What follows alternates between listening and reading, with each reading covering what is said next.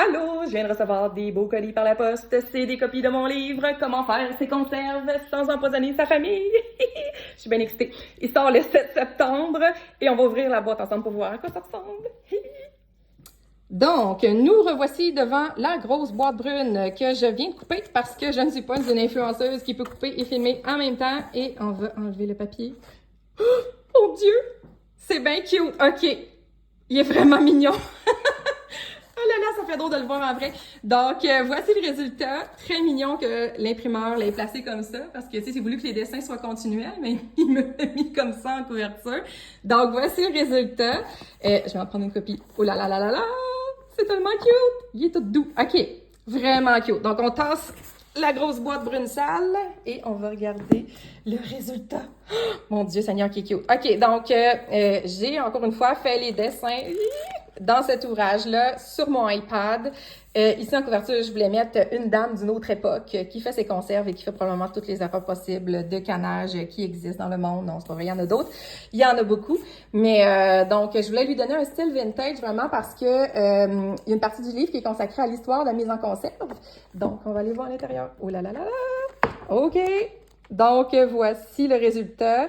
Un style vieilli avec papier qu'on appelle jauni, donc une belle texture vintage.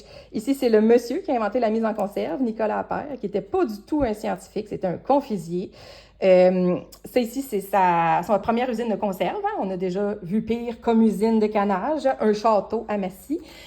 Donc, cet homme-là vraiment a consacré littéralement sa vie à cette invention-là qu'il n'a pas brevetée. C'est vraiment un altruisme incroyable. Donc, son histoire est triste, est tragique. Il y a plein de rebondissements. Il y a des méchants, des gentils. Il se fait voler son invention.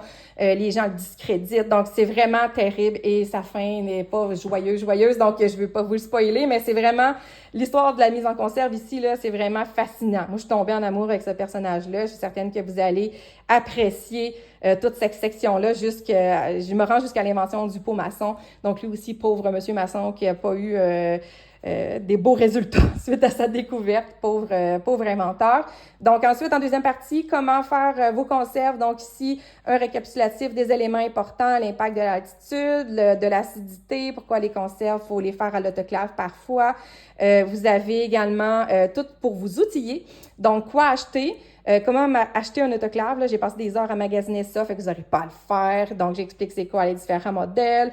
Je vous explique aussi les grandeurs de peau. Donc, c'est vraiment un guide pratique, moi, je trouve, que beaucoup de gens vont trouver très utile. Durant mes conférences, en fait, on me posait tellement de questions, puis c'est vraiment un récapitulatif de toutes les questions qu'on me posait. Donc, ici, ma partie préférée, le petit guide illustré de la mise en conserve, qui est comme une genre de petite BD, donc 10 étapes faciles pour faire vos conserves. C'est vraiment un procédé étape par étape. Donc, à chaque étape, vous avez des chiffres. Donc, étape 1, 2, 3 et 4 pour l'étape empotée. Puis après ça, bien, vous avez dans le texte ici plus de détails pour cette étape-là. Donc, vous avez aussi comment faire vos conserves au bain-marie, comment faire vos conserves à l'autoclave Presto, parce que c'est pas pareil que d'utiliser un autoclave All-American. Donc, vraiment, là, c'est pas à pas, là. Donc, vous allez vraiment avoir tout ce que vous avez besoin pour commencer à faire vos conserves, vous répondre à des questions que vous avez toujours eues, puis vous dites, mon Dieu, pourquoi mes pots sont à moitié vides? Bien, les réponses sont là-dedans. Et à la fin, des recettes. Donc, comment faire vos conserves, les recettes du USDA, qui sont des recettes validées en laboratoire. Donc, comment canner les fruits, les légumes, les tomates, aussi les produits animaux, donc viande sauvage, volaille, poisson, fruits de mer, etc. Donc, voilà, j'ai très hâte que vous l'ayez, il est tellement beau!